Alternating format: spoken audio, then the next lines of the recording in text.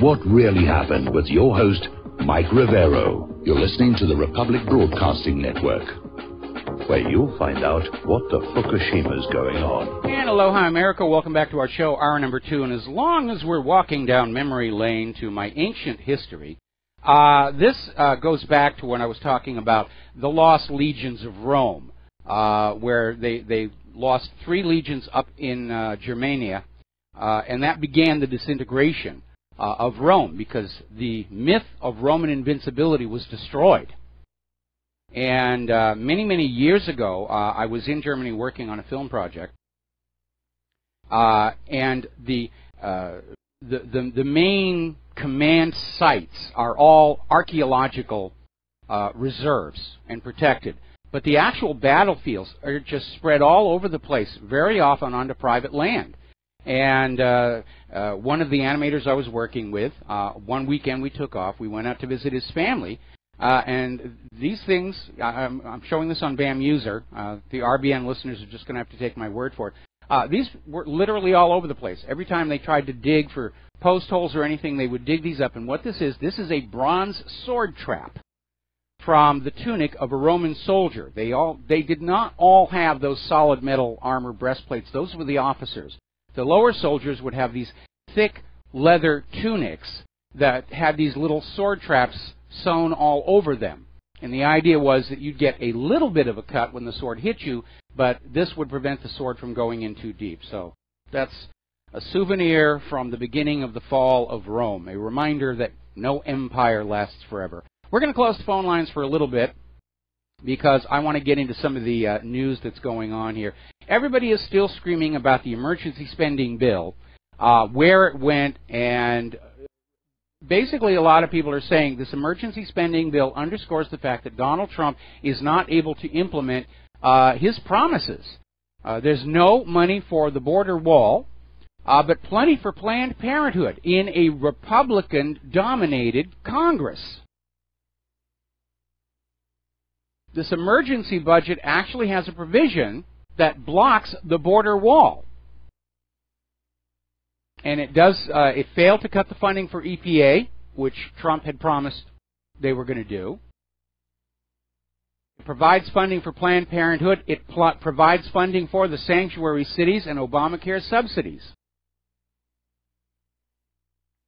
So the election made no difference. The agenda continues to be the agenda, continues to be the agenda. Now, as a result of the funding of Planned Parenthood, there's a very quiet, soft protest that's going on. Over at Paul Ryan's office, they have received 200,000 baby socks, each representing an unborn baby aborted at the hands of Planned Parenthood. Now, the Koch brothers, I never get that straight, they're already pledging to build a campaign war chest to defend Republicans who vote against the GOP health bill. They want to keep things just the way they are, obviously heavily invested in those health insurance industries, and they're making money hand over fist, or at least for their investors. They claim they're not making the money they want to be making. But the big money politics has really reached a stage where it's very obvious. Our nation is controlled by money and people with money. And sometimes there aren't even really all that many people involved with it, because so much of the nation's economic decisions are now being made by computers, and it's spiraling out of control. And everybody is out there whining about President Trump and, oh, how terrible he is. Celebrity Chrissy Teigen blamed Donald Trump for the crippling anxiety she's experiencing, and said she's going to have to go on another med. Say, that's not a joke. I'm having to take more medication because of Donald Trump. Lawrence Fishburne's daughter is blaming the political situation on Donald Trump for her having received a DUI citation. The trauma caused by the Trump victory made me drink and then drive. Apparently that's it. Now, on a more serious note, getting away from the liberal snowflakes, we are seeing some legitimate criticism of the first 100 days. Over at QZ.com, they're pointing out Trump ran as a foreign policy realist, meaning he should know we can't win these wars and we don't really have any business being over there. And instead, he's become another interventionist. And they start off saying, wow, that was fast. 3 months, Trump goes from voicing much-needed skepticism of foreign policy to just embracing what was handed to him. The orthodoxy of endless interventions around the world. And everybody's ganging up on Donald Trump. The Anti-Defamation League is now saying that Donald Trump is to blame for anti-Semitism. Ooh, he's an anti-Semite. I'm not even sure what they're basing that on. He's been going along with Israel's agenda like every president before him. Or maybe he's not smiling while he does it, the way Hillary would. We're going to do a shout-out now to our on-air affiliates just rejoining our network. Scott Adams has weighed on in with an observation. The Trump resistance has abandoned this Russian puppet idea because there's no evidence to support it. And it's embarrassing them to pursue it. And they're moving over to this new idea, Donald Trump is crazy. And unfortunately, they may actually get a little more traction with that because crazy is a subjective opinion. There is no scientific machine that you can wire somebody up to and there'll be a needle that will say mildly neurotic, sociopathic, megalomania, obsessive-compulsive. It's no such thing. Mental illness is the opinion of somebody who supposedly is trained to spot mental illnesses and sell you psychiatric medication. So we're seeing all these Trump is crazy, he's infirm, coming on out. And here's the real shocker. This is coming from the New Yorker magazine. And it's reporting that members of Congress are holding secret conversations, it's not that secret if the New Yorker found out, about removing President Donald Trump under the 25th Amendment. And under Section 4 of the 25th Amendment, a president can be removed from office if he is judged to be unable to discharge the powers and duties of his office by the vice president, who wants his job, and a majority of the cabinet secretaries, or by a congressionally appointed body such as a panel of medical experts. If the president objects, Congress is given 3 weeks to have a vote on removing the president, and a 2/3 majority in each chamber is required to remove the president. So we're going to start seeing more questions about how's his health. I mean, remember when we were asking about Hillary Clinton's obvious signs of frailty, and it's unfair, you're being misogynist. And now we have Donald Trump, who basically impressed everybody during the campaign season with his boundless energy. He was just bouncing all over the place. And now they're going to say, oh, yeah, he's hiding secrets about his health. He's really ill. We've got to get him on out. And boy, talk about ingratitude. Donald Trump has basically betrayed his support base, given the deep state everything they want, and they're still talking about getting rid of him. So we would then get Mike Pence, who will go along with the agenda of more wars on the world and more poverty for the American people, but he'll smile while he does it, and I guess that makes all the difference in the world. Now, I want to talk about this little Stephen Colbert kerfuffle. I hadn't been paying that much attention to it because, frankly, I stopped watching Stephen Colbert a while ago. But apparently Colbert went on a rant on his show, and I went back and I saw it, and I understand it's supposed to be a humor show and satire and freedom of speech and everything, but this crossed the line. I mean, as much as I am disappointed by Donald Trump, I would never make it personal. I don't make jokes about his hair. I'm not going to make comments about his family members. At least within the universe of what really happened, that's definitely off limits. So basically, Colbert just slammed Donald Trump and ended up with what some people are saying is a homophobic comment.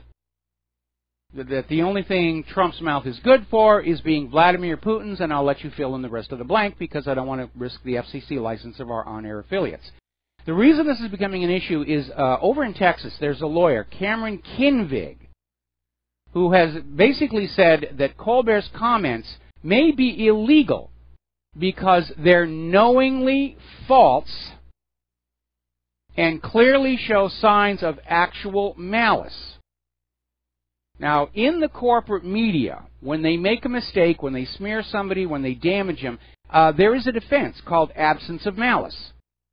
If we didn't mean to do you harm, then we are safe from lawsuit. But I agree with this lawyer, this clearly was a malicious attack on the president. Now, before we get too down on Stephen Colbert, we need to remember he is reading material written for him by the show's writers under the direction of the show's producers and executive producer, and I don't know if Stephen Colbert is one of the EPs or not, but we need to find out, because Colbert may not himself have originated the material. It could have even come on down from above the show itself, from the network. Networks regularly intrude onto the production of a show and say, you will do this, you will not do that. Little bit of a anecdote from the early days of the original Gene Roddenberry Star Trek. When NBC was negotiating to bring the series in, they had two objections. First of all, Gene Roddenberry did not have anybody on the Enterprise smoking cigarettes. He figured by the 23rd century, everybody would have quit that. And he had a female second in command. And NBC said, well, our advertisers are not going to advertise on your show unless your cast is puffing away while they're fighting the Klingons. And the men in the audience are going to object to that strong female. So if you want the show to go on the air, you'd better make some choices. And so eventually Roddenberry agreed to have a male, albeit an alien, second in command, Mr. Spock. But he was able to hang on to this idea that nobody on the Enterprise was smoking. They certainly drank a lot, especially Scotty. But those are the kind of deals that you have to make with the network to get your show produced. All right, now then, let's talk about the economy. And we're seeing over at Investment Watch blog another article reminding us all that more and more countries around the world are now bypassing the United States dollar. And that is really the heart of the current U.S. militarism. Because at the end of World War II, under the Bretton Woods Agreement, the U.S. dollar was the global trade and banking currency. When countries did business with other countries, they would first go through the U.S. dollar. They would convert their krona into U.S. dollars, then they would take those U.S. dollars over to this other country, which would then convert the U.S. dollars into whatever their domestic currency was. And the United States financial system made a handsome profit off of this. And it was a way for the U.S. to keep hegemonic global domination over the world's economic system as a means of control. Well, the rest of the world has gotten tired of that. And you have countries that have treaties for direct currency exchange. They don't go through the dollar. And it was inevitable anyway, because in the years right after World War II, when accounts were still being settled, if not with actual bullion, but with boxes of printed notes, having a single reliable global currency did make sense. Before the U.S. dollar, it had been the British pound sterling. But in this day and age of instantaneous global financial transactions and confirmation, the idea of a single global currency is obsolete, especially when you're having to surrender part of your profits of cross-border trade and banking to the owner of that paper and ink. So countries are turning away from it. That's what's behind BRICS. And you're seeing China has direct currency treaties with 8 other nations, and it's a growing movement. And that is why the U.S. government is in a real panic. Because right now, having that dollar out there, forcing other people to use it for cross-border trade and banking, to purchase natural resources, that's about the only thing keeping our economy from an immediate collapse. That's why they're willing to go to war on Iraq when Iraq wanted to sell their oil for the euro. That's why they went to war on Libya when Libya wanted to sell their oil for the gold dinar. That's what's driving this new U.S.-led World War III, forcing everybody back to being dependent on the U.S. paper dollar.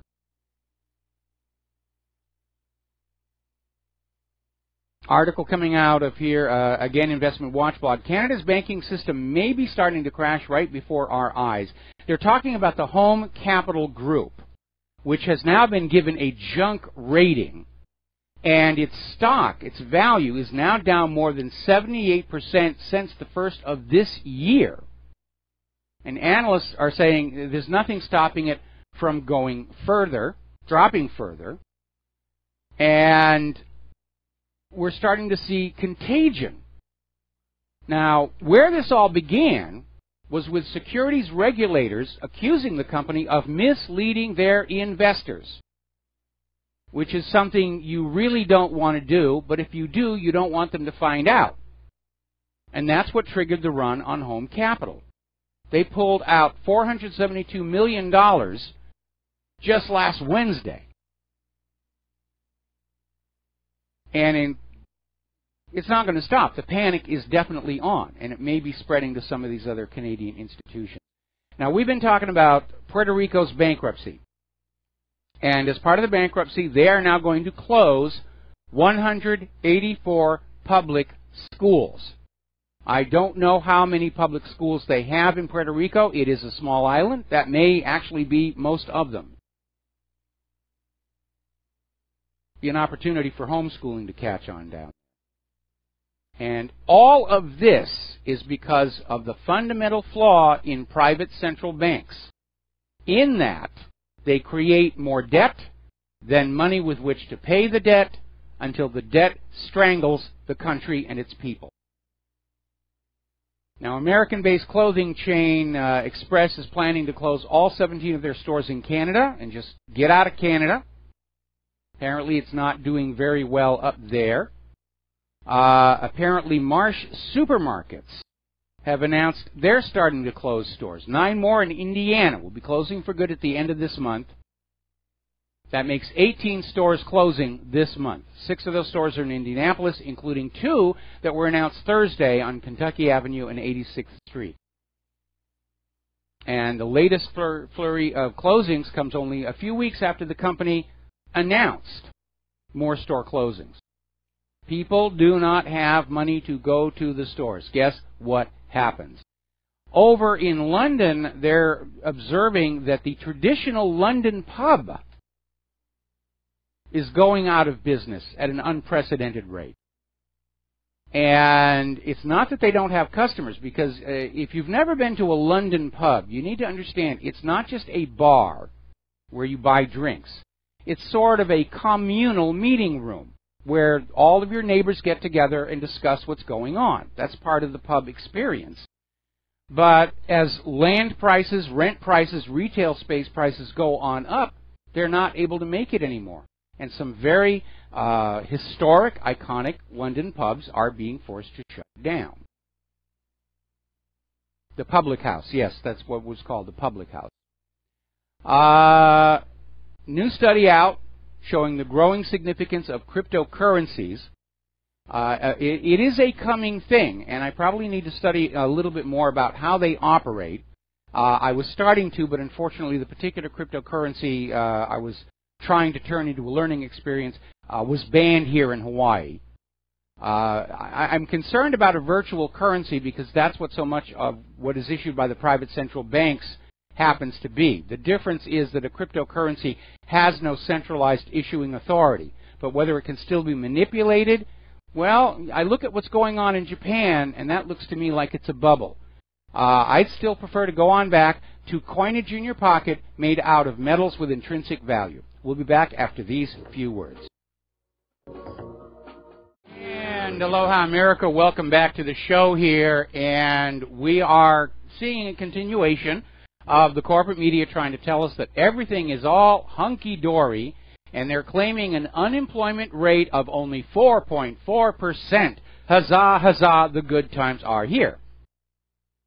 Now, if we're at a 4.4% unemployment rate, then why is the Baltic Dry Index at record lows?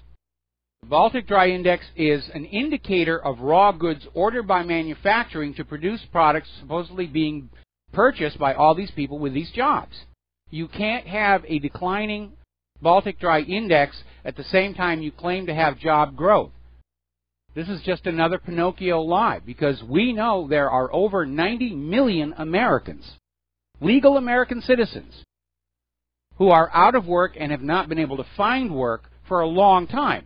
But they're just tossed into another category because the government doesn't want to come on out and admit what the real unemployment number is, because you might actually get upset with the economic masters of this country, and that can't be allowed to happen. Because if it does, like that other caller said, the guillotines will start appearing. And if you study the history of the French Revolution, you will remember that the bankers went to the guillotines before the royalty, and that wasn't just a coincidence of timing. But seizing on that 4.4% claimed unemployment, two GOP legislators have come on out with a bill to basically grant amnesty for migrants to put them into the workforce. They're calling it the American Replacement Bill plus amnesty. And the idea is that they're going to basically say that all of these illegal immigrants and refugees, they can go on out and they can take those jobs that Americans won't. Well, I don't think there are very many jobs Americans won't take. The problem is there aren't jobs to begin with.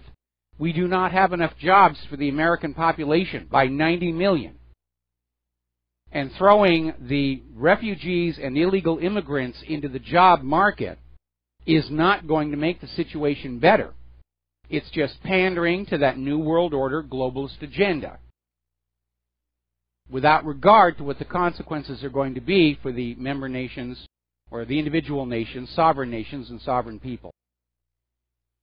Yes, it will cause suffering and misery, but that's a sacrifice I am willing to make for the dream of a one-world global government and a one-world private central bank holding all of mankind as debt slaves until the sun swells up and swallows the planet Earth.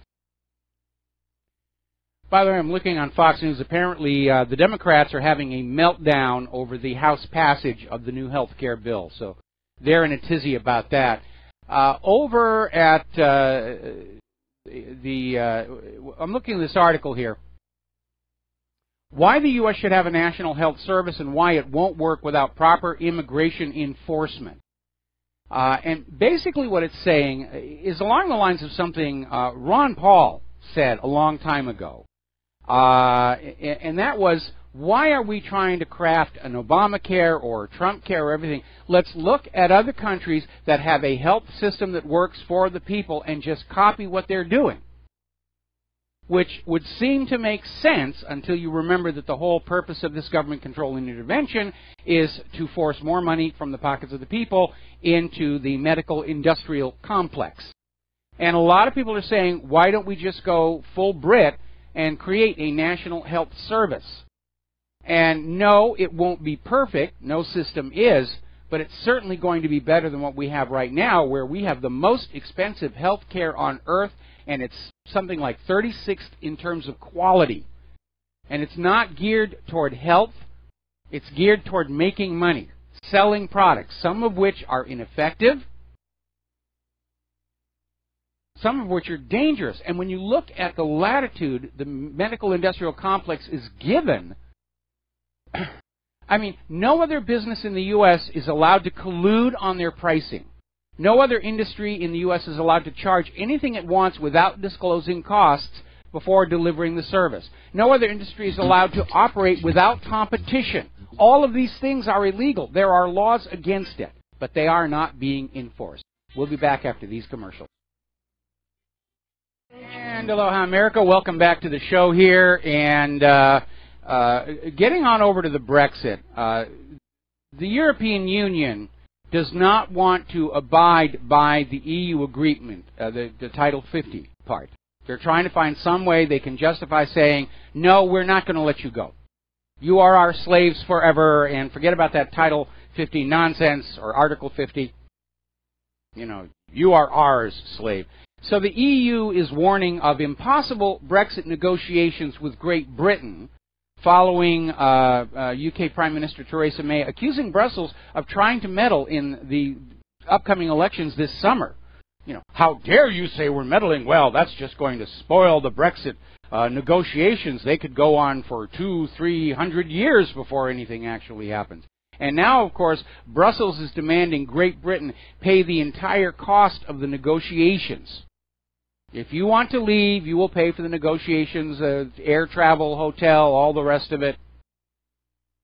And that's on top of the 100 billion euro divorce settlement Brussels is demanding that Great Britain cough on up.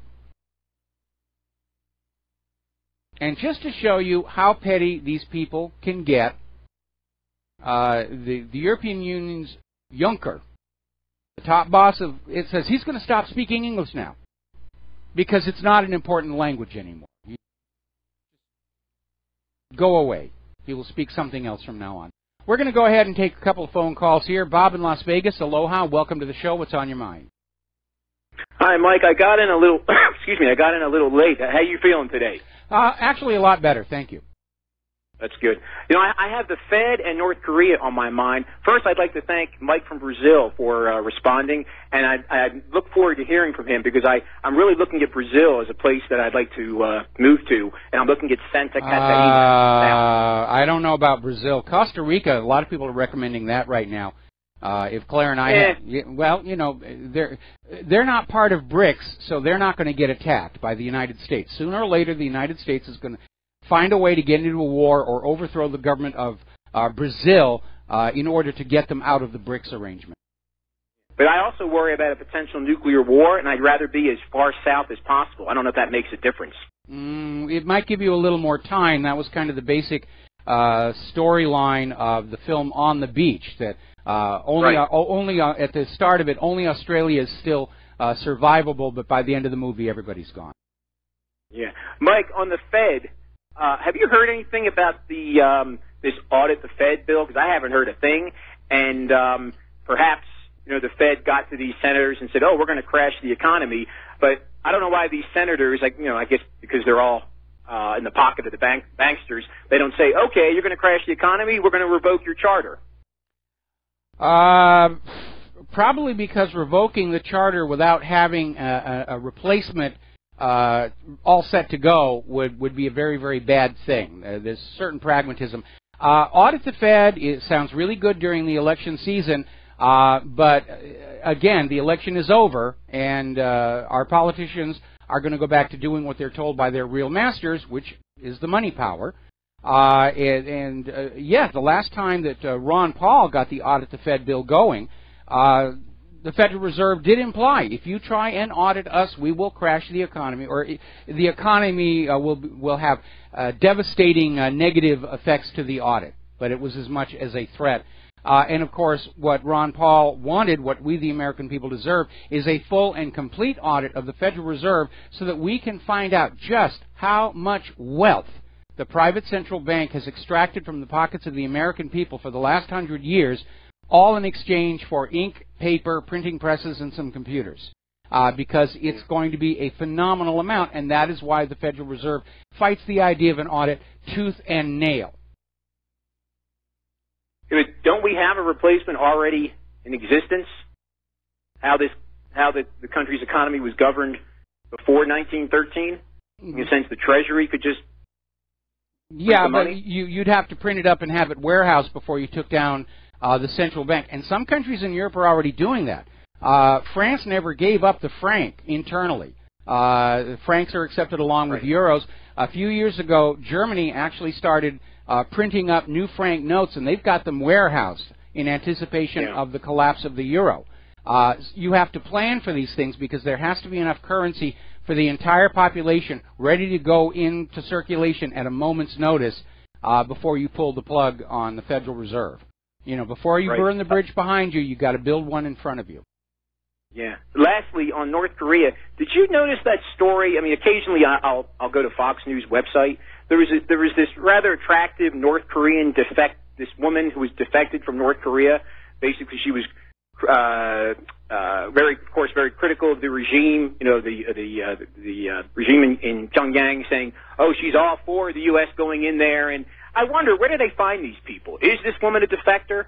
I mean, who knows? We don't know. We don't know. Remember the Kuwaiti nurse that got us into Operation Desert Storm? Exactly. And the ambassador's daughter. Yeah, she was really the ambassador's daughter. So yeah, they do lie that blatantly to us. Right. Okay, Mike. Well, you guys have a great weekend. All right, same to you. Thank you very much. And we're going to switch over to Brendan in San Francisco. Aloha, Brendan. Welcome to the show. What's on your mind? Quick shout out to Bob in Las Vegas. Great questions. Listen, just a couple quick items. Lawrence Fishburne's daughter, by the way, she's in porn. Just thought you might find that funny. Steve Pieczenik addressed these doctors, these so-called doctors that were calling out Trump's mental stability, and he basically blasted those guys. It's a good video to watch. I took the liberty, I hope you don't mind, I started a crowdfund for move Mike and Claire back to the mainland, and it's the number 2 because they only give you so many spaces to write. So the GoFundMe again is move Mike and Claire back to mainland, number 2. I hope you don't mind I took the liberty of doing that.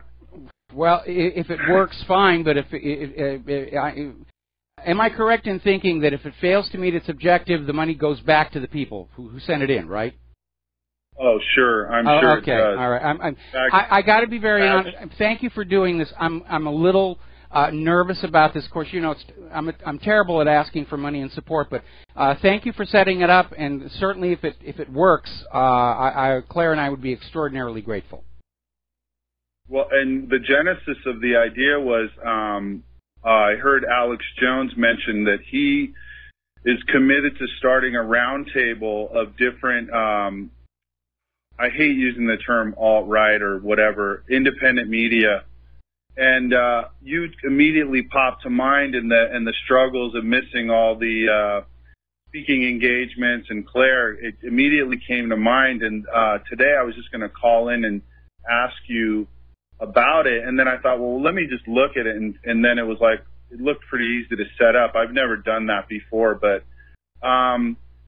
and I put your emails attached to it so you can keep track of whatever's happening. But I believe there's enough listeners out there. A $10 donation would easily meet the. I put a $50K as the amount, and I'm going to contribute to that as soon as I get off the phone. I wanted to mention Gene Sharp's How to Start a Revolution. It's a great video. Mm-hmm. I'm not too sure about his politics, but the video itself was interesting historically. And there's a lot of peer-to-peer things going on as far as bartering and trading and eliminating the middleman, like the banks, for example. And I think these are moves that we can make together to try to undermine this machine. And that's kind of where my head is at. Okay. Well, you know, I get really chilled at the word revolution, but like I told that earlier caller, given that I am out of any ideas on how to change the course of the nation peacefully and legally, I'm accepting the reality that we may be seeing a revolution and a civil war. And I don't want that, but we have to acknowledge it is a very real possibility. And the more the government goes on with its current economic policies of looting and plundering the people for the benefit of the money junkies, and the further along it goes on with the war agenda, the probability of that kind of an event begins to increase. And that's not even taking into account whatever it is George Soros is trying to do with all of his paid provocateurs rioting all over the place. Yeah, this is a nonviolent approach, and it lets you know how many people actually are like-minded with symbols. And there was a whole series of banging pots and pans during the winter because it was so cold, but people from their balconies were banging pans, and throughout the whole city, they knew they had comrades that were on board. So nonviolent, and then I think we need to use the tactics of like boycotting products and calling in. I hear CBS got bombarded with thousands of calls calling for his fire, and firing of Colbert, and it started trending to get rid of that clown. I can't even stand listening to him for a second. But we need to find common ground with the so-called left, like-minded people. And once again, I'm totally anti-war.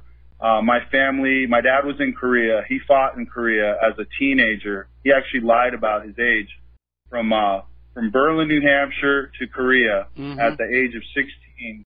And it really had an effect on my family.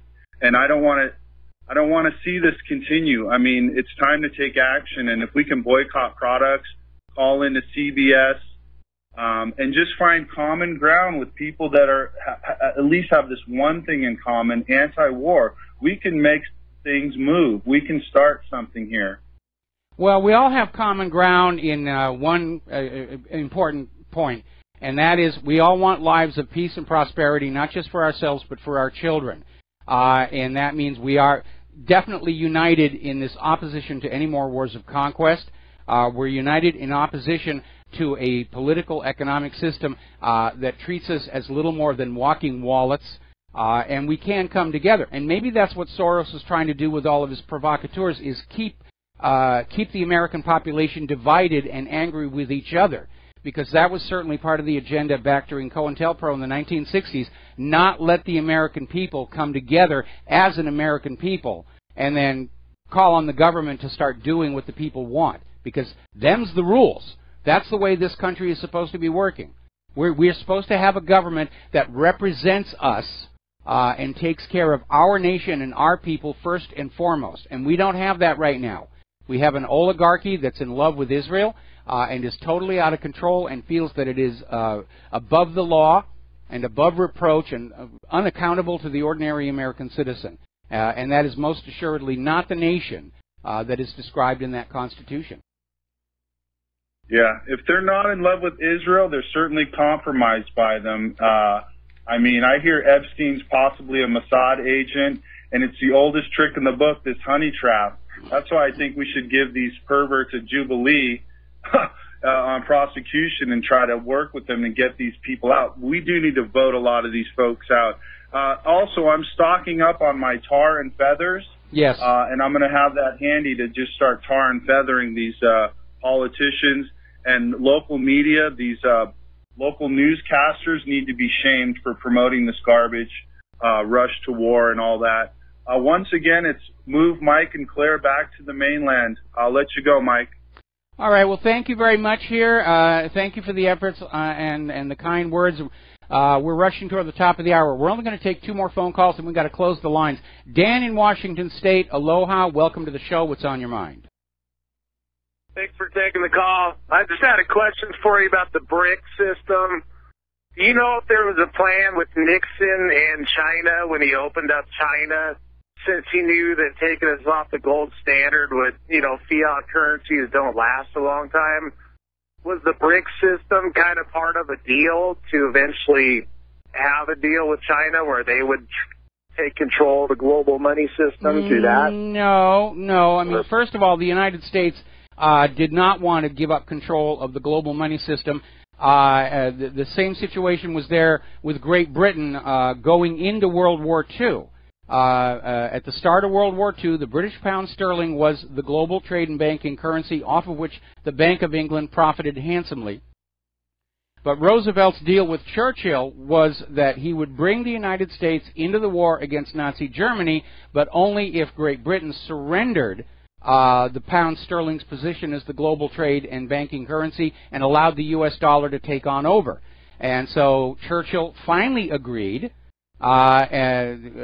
Roosevelt set up the Pearl Harbor hoax to get us into the war against the Nazis through the back door of Japan. And then once it was all over, they had the meeting at Bretton Woods, New Hampshire, which hammered out the details of the U.S. dollar being the global trade and banking currency. And then the U.S. proceeded immediately to break the restrictions that were in that agreement, which has led to the situation where Nixon had to end gold convertibility and then try and prop up international support for U.S. dollars by making the petrodollar deal with all the oil-producing nations. Sell your oil only for the dollar. Invest the dollars back in the U.S. economy, and we will guarantee your safety militarily from Israel. And as more and more of the Middle Eastern countries are being attacked by Israel, they've come to understand the U.S. can't honor their half of the deal. And that's one of the reasons why Iraq said we want to sell our oil for the euro. It's one of the reasons why Libya wanted to sell their oil for the gold dinar. And so now the U.S. is trying to drag the world back to the petrodollar or Bretton Woods through at the point of a bayonet. Okay, that was my question, and they got other callers, so thanks for taking the call. All right, thank you. We're going to take one more phone call, then we're going to close the lines because I'm way behind in my talking points, and Claire's about to start. James in Tokyo, Ohio gozaimasu. Ohio gozaimasu. How are you, Mike? Genki desu. Anata wa? Good. Watashi mo genki desu yo. I'm very impressed with you. The Gong Show and the mid-1970s the porno movies you've done with the mask over your head and the animation and the talk show. I'm just so impressed with you, Michael. I can't even tell you. You know? Yeah, I think you're confusing me for somebody else with that mask over the head thing. Hey, listen. I lack the necessary dimensions, so to speak. Well, me too. But anyway, I went to Kashimibaraki, which is prefecture 2 away from Tokyo. They have Tokyo. All right, James, I got to put you on hold. I'm sorry, put you on hold. Sure. Sit here for 3 minutes. I'm going to take the rest of your call when we come back from the commercials. And aloha, America. Welcome back to our show here, and we're trying to get back to our caller. Let me scroll back up here because I lost sight of it. I have a little tiny window. Okay, we were talking with James in Tokyo. And James, what else did you want to say?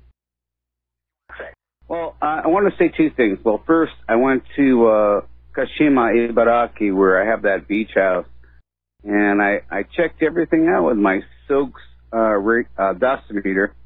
And pretty good one, $400 or $500, and okay. I checked the ocean water, some fish, some vegetables, my land, and water that comes from a well that I own, and everything came out fine. There's no severe background radiation. It was even less in Tokyo, and this place is about 130 miles from the Fukushima incident. So I just want to tell you that. I mean, I'm just telling you the truth, what happened, but I'm back in Tokyo now. Anyway, I want to talk about a little bit about economics. I wouldn't do the Baltic Dry Index for any indicator of the economy. That's just something that has to do with the price of shipping rates and. No, what the Baltic Dry Index is, it's a measure of the bulk shipment of raw materials to manufacturers. And that is the first indicator you have about where the economy is going to go. Because if the economy is improving and people are buying more products, then manufacturers need to make more products and they order more raw materials, and the Baltic Dry Index goes up. But the index is going down, which is a bad indicator.